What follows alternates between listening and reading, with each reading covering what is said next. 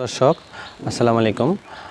আপনাদের মধ্যে অনেকের মধ্যে আমি একটি বিষয় লক্ষ্য করেছি যে আপনারা শিশুদেরকে এবং অথবা বয়স্কদেরকে যাদের শ্বাসকষ্ট হয়, অর্থাৎ শ্বাসকষ্ট হচ্ছে ডিফিকাল্টি অফ ব্রিদিং, আপনার শ্বাস প্রশ্বাসে যদি কোনো সমস্যা হয় তখন আপনারা কি করেন, এই যে নেবুলাইজেশন ডাক্তাররা দিলে অনেক সময় আপনারা নেবুলাইজারটা সঠিক টাইমে সঠিক নিয়মে নিতে আগ্রহ প্রকাশটা একটু কম করেন।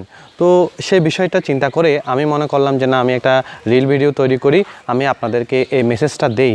এটা হচ্ছে যে আমাদের আসলে রুট অফ অ্যাডমিনিস্ট্রেশন, আপনার ওষুধের এই যে প্রয়োগ পদ্ধতি অথবা ওষুধ কীভাবে আপনার শরীরে যাবে সেটার উপর ভিত্তি করে রুট অফ অ্যাডমিনিস্ট্রেশনের একটি আপনার বিষয় আছে, একটি নিয়মকানুন আছে। সেখানে আপনার কিছু ওষুধ আপনার মুখে খাওয়ার লাগে, যেটাকে মুখে খাওয়া হয় সেটাকে ওরালি বলা হয়, এবং রেকটাল যেটা পায়ুপথে আমরা সাপোজিটরি হিসেবে ব্যবহার করি সেটা হচ্ছে যে আপনার যেমন ধরেন আপনার সাপোজিটরি যে জ্বরের জন্য আমরা ব্যবহার করি, ব্যথার জন্য ব্যবহার করি। তদ্রূপভাবে আমরা ইনহেলার যেটা একটা ভাপ দিয়ে আপনার একটা চাপ দিয়ে আমরা ছোটো ছোটো প্যাকেট সেগুলো নিই, সেটাকে বলা হয় ইনহেলার। এবং আরেকটা বিষয় হচ্ছে যে কিছু ট্যাবলেট আমরা ওরালি মুখে খাই। এখন প্রশ্ন হচ্ছে যে আপনার ওরালি থেকেও আপনার এই যে নেবুলাইজেশনটা হচ্ছে যে নিরাপদ, অর্থাৎ ওষুধটা আপনার শ্বাসতন্ত্রে শ্বসনতন্ত্রে একদম খুব সহজে নেবুলাইজেশনের মাধ্যমে চলে গেল। এখন প্রশ্ন করতে পারেন আপনার এই যে নেবুলাইজার এটার কি ক্ষতি আছে? না, ক্ষতি নাই, আপনি তো ওষুধই খাচ্ছেন। ক্ষতি থাকলে ওষুধে যদি ক্ষতি হয় এই নেবুলাইজেশনেও আপনার সেম ক্ষতি হবে।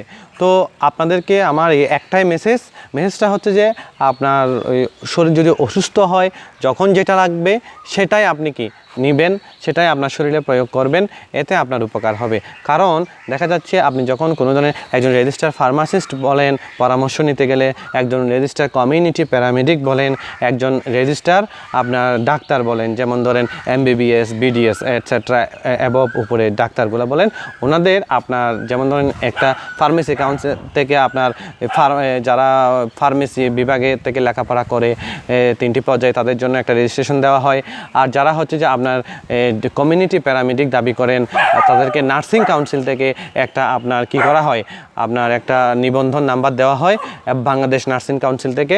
এবং যারা হচ্ছে আপনার এই যে BMDC Bangladesh medical and dental council থেকে MBBS এবং BDS ওনাদেরকে আপনার মেডিকেল রিলেটেড ওনাদেরকে আপনার নাম্বারটা দেওয়া হয়। আরও অনেককেই রেজিস্ট্রেশন নাম্বার দেওয়া হয়, সেটা আমি বলতেছি না। কেন বলতেছি না, সেটা আপনাদের সাথে তেমন রিলেটেড হয় না। যেমন ল্যাব টেকনিশিয়ান, আরও হসপিটালে এবং ল্যাবের মধ্যে চিকিৎসা সংক্রান্ত অনেকে অনেক ধরনের কাজ করে। তো সবাইকে অসংখ্য ধন্যবাদ, আপনারা পাশে থাকবেন, শেয়ার করবেন। আমার এই যে সিম্পল মেসেজগুলো আপনারা একটু শেয়ার করে আপনাদের টাইমলাইনে রেখে দিবেন। এতে হয় কি আমাদের টাইমলাইনের 2,000, 1,000 ফ্রেন্ড আছে, 500 ফ্রেন্ড আছে, ওনারাও উপকৃত হলো। সবাইকে অসংখ্য ধন্যবাদ, সবাই ভালো থাকবেন, শেয়ার করবেন।